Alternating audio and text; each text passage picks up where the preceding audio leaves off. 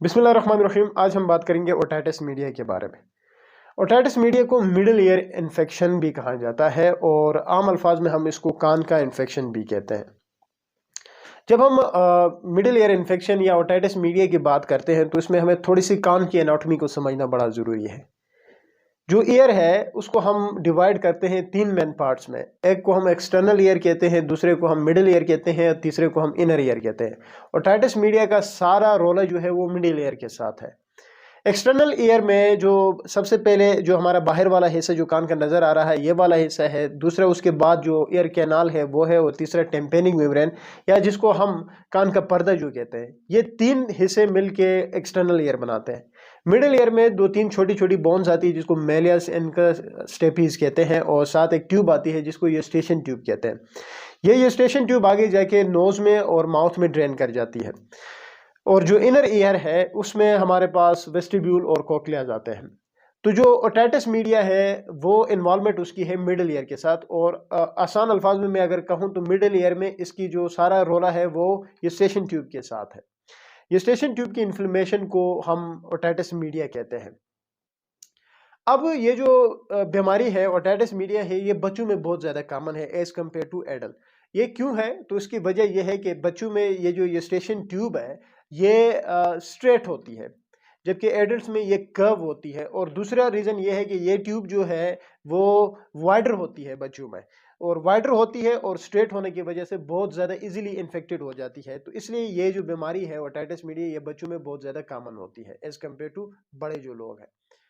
अगर बात करें कि ओटाइटिस मीडिया के क्या प्री डिस्पोजिंग फैक्टर्स है, यानी क्या कुछ वजूहात हो सकती है जिसकी वजह से ओटाइटिस मीडिया डेवलप होता है, तो 3 से 4 वजह हैं। सबसे पहले ऐसे लोग जिनको बार-बार रेस्पिरेटरी ट्रैक इन्फेक्शन होता है, यानी सीने के जो इन्फेक्शन होता है, उन लोगों में ओटाइटिस मीडिया बहुत ज़्यादा डेवलप होता है।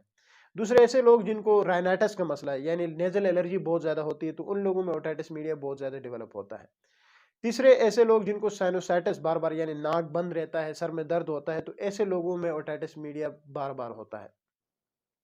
और जब साइनोसाइटिस होता है, राइनाइटिस होता है, रेस्पिरेटरी ट्रैक इन्फेक्शन होता है, तो इसकी वजह से ये जो ऑर्गेनिज्म है, पाथोजेनिक ऑर्गेनिज्म है, ये यूस्टेशन ट्यूब में चले जाते हैं और वहाँ पे जाके इस ट्यूब की इन्फ्लेमेशन कर देते हैं। अब होता क्या है, जब इस ट्यूब की इन्फ्लेमेशन होती है तो नॉर्मली अगर हम बात करें तो अल्लाह की कुदरत कुछ इस तरह से है कि बाहर से जो साउंड आ रही होती है, साउंड वेव्स जो है वो एयर में ट्रेवल करती है, जाके टेम्पेनिक मेम्ब्रेन को, हमारी जो कान का पर्दा है, उसको स्ट्राइक कर देती है। यानी बाहर वाले हिस्से में एयर ट्रेवल कर रही है लेकिन अंदर वाले हिस्से में फ्लूइड पाया जाता है। ये स्टेशन ट्यूब की मैं बात कर रहा हूँ, उसमें फ्लूइड होता है। अब होता क्या है कि जब उस ट्यूब की इन्फ्लेमेशन होती है, नॉर्मली उस फ्लूइड को आपके नाक और आपके जो मुंह है वहां पे ड्रेन होना होता है, लेकिन जब उसकी इन्फ्लेमेशन होती है तो वो यहाँ पे ड्रेन नहीं हो पाता, जिसकी वजह से वो फ्लूइड जो है वो कान की तरफ बाहर निकल आता है। और इसलिए जो एक्सट्रीम केसेस होते हैं उन पेशेंट्स में हम देखते हैं कि कान से जो है वो पीप बाहर आ रहा होता है ओटाइटिस मीडिया के मरीजों में। तो ये कुछ एक प्रीडिस्पोजिंग फैक्टर्स होने की वजह से जो बैक्टीरियाज वगैरह है वो जाके उस ट्यूब के अंदर जो है वो जन्म लेते हैं, वहाँ पे जो है वो प्रोडक्शन कर देते हैं और उस वजह से उस ट्यूब की इन्फ्लेमेशन हो जाती है। अब अगर हम बात करें कि जब भी ओटाइटिस मीडिया के पेशेंट्स हम देखते हैं तो उसमें क्या प्रेजेंटेशंस होती है, यानी क्या क्या अलामात होते हैं। बड़ा आसान सा है कि जब भी आपके पास इस तरह के मरीज आएगा, सबसे पहले उसने अपने कान पे हाथ रखा हुआ होता है, क्योंकि वो कंप्लेन करता है कि डॉक्टर साहब कान में बहुत ज़्यादा सख्त दर्द है। तो सबसे पहले बात यह है कि ईयर पेन होता है। दूसरी बात यह है कि डेफनेस डेफनेस होती है, मतलब यह है कि आपको सही तरह से सुनाई नहीं देता, जो सुनाई सुनाई देने की क्षमता है वो कम हो जाती है। तीसरी है टेनाइटस, जिसको ringing sound in the year भी कहते हैं, मतलब ये है कि कान बजने लगते हैं। और उसके अलावा जो है एक्सट्रीम केसेस में जब आप देखते हो एक एग्जामिनेशन करते हो तो आपको पस भी नज़र आ रहा होता है, यानी फ्लूइड बाहर लीक कर रहा होता है, पीप बाहर निकलता है। तो ये कुछ एक अलामात होते हैं ओटाइटिस मीडिया के मरीजों में। अच्छा, अब अगर हम बात करें कि जी इस तरह की बीमारी को कैसे मैनेज करना है, उसकी क्या ट्रीटमेंट है, किस तरह से इलाज करना है। देखें, सबसे पहले इस तरह के मरीजों को कोई ट्रीटमेंट की ज़रूरत नहीं होती है 4 से 5 दिनों में, क्योंकि ये जो है वो एक्यूट केस होता है। अगर क्रोनिक हो तो वो अलग बात है, लेकिन 4 से 5 दिनों में जो है वो ठीक हो जाते हैं। लेकिन मैंने कहा कि ये जो बीमारी है ये बच्चों में बहुत ज़्यादा कॉमन है, तो अब ऐसा पॉसिबल नहीं है कि एक बच्चा आपके पास, एक मदर एक बच्चे को लेके आई है, वो सिवियर पेन में है, तो आप उसको ये तो नहीं कह सकते हो कि जी इसको ओटाइटिस मीडिया है, 4 से 5 दिनों तक आप इसको घर में रखें, ये खुद ठीक हो जाएगा। नहीं, छोटा बच्चा है, अब क्या करो?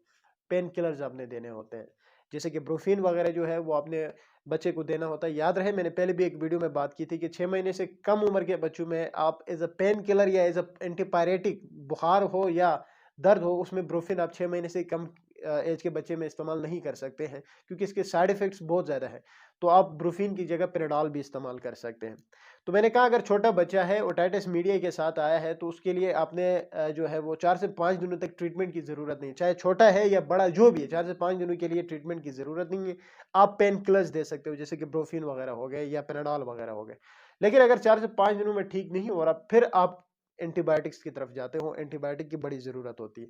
आप ओरल एंटीबायोटिक्स भी इस्तेमाल कर सकते हो, आप ड्रॉप्स के फॉर्म में भी इस्तेमाल कर सकते हो। ओरल की अगर हम बात करते हैं तो इस तरह के जो पेशेंट्स होते हैं, जो ओटाइटिस मीडिया के पेशेंट्स में अमूमन हमने देखा है ये सेफेलोस्पोरिन की जो ग्रुप है, फर्स्ट जनरेशन, सेकंड, थर्ड जो भी हो, उसको बड़ा अच्छा रिस्पॉन्स कर रहे होते हैं। और उसके साथ जो मैक्रोलाइड्स है लाइक एजिथ्रोमाइसिन, क्लेरिथ्रोमाइसिन वगैरह, उनको भी बहुत ज़्यादा अच्छा रिस्पॉन्स कर रहे होते हैं।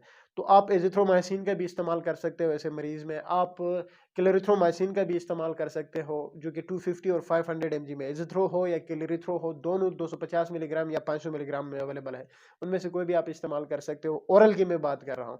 स्पेलोस्पोरिन, सिस्फिक्ज़ाइम वगैरह भी आप इस्तेमाल कर सकते हो। नियोसिफ वगैरह जो है वो आप इस्तेमाल कर सकते हो। लेकिन अगर हम ड्रॉप्स की बात करते हैं तो ड्रॉप्स जो है वो सिप्रोफ्लोक्सासिन या ओफ्लोक्सासिन के जो ड्रॉप्स है वो बहुत ज़्यादा इफेक्टिव है। एज अ डॉक्टर हम बहुत ज़्यादा यूज़ करते हैं। सिप्रोफ्लोक्सासिन की जो ड्रॉप है वो सिप्रोटेक के नाम से आती है, जो कि इजीली मार्केट्स में अवेलेबल है, जो आप इस तरह के पेशेंट्स में प्रिस्क्राइब कर सकते हो। तो कुछ इस तरह से ओटाइटिस मीडिया को मैनेज किया जाता है। उम्मीद है वीडियो आप लोगों को अच्छी लगेगी। Thank you.